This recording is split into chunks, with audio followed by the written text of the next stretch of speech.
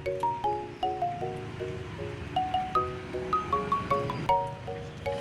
Bebs! It's me, isang bagong OFW dito sa Maldives. Welcome back to my vlog! Ngayong araw, samahan ninyo ako maglakad at mag-explore dito sa Mali, Maldives. Pupunta tayo sa area near Insinimali Bridge at silipin natin ang kanilang cultures, lifestyle, local market at everyday life. Tara, samahan ninyo ako. Ang Male ang capital city ng Maldives. Kahit maliit ang lugar, very busy at lively dito. Makikita mo ang maraming buildings, shop, restaurant at mga motor na dumadaan sa streets. Mapapansin din natin ang simple pero active na lifestyle ng mga locals, nagtatrabaho, namimili at ginagawa ang kanilang daily activities. Habang naglalakad tayo, punta naman tayo sa physical local market dito sa Maldives.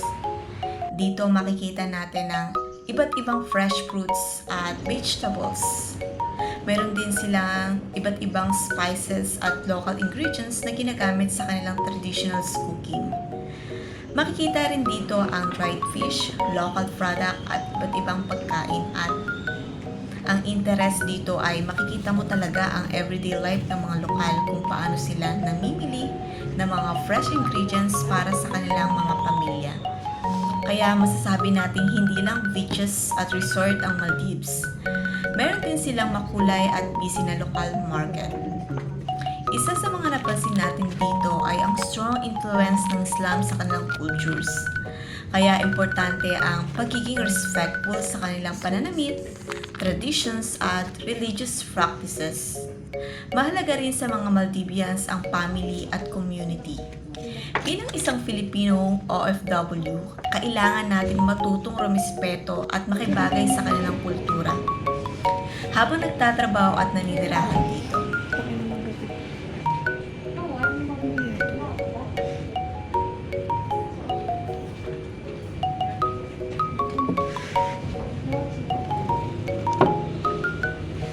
At ngayon, nandito tayo sa area near Insinimali Bridge. Hindi man tayo mismo nasa bridge, makikita natin ang paligid at ang magandang view ng dagat at mga isla.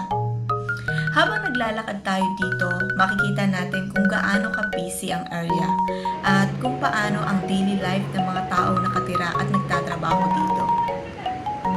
At ang pinaka-special, kahit malayo tayo sa Pilipinas, marami din tayong mga kapwa Pilipino dito sa Maldives. Kapag may gathering or birthday celebrations, parang nasa Pilipinas ka rin. Dahil sa kwentuhan, tawanan at samahan ng mga Pinoy. So ayun Vebs, thank you for joining me today. Sana may natutunan kayo tungkol sa Mali, Maldives at kanilang cultures, local market at lifestyle. See you sa next vlog. Bye!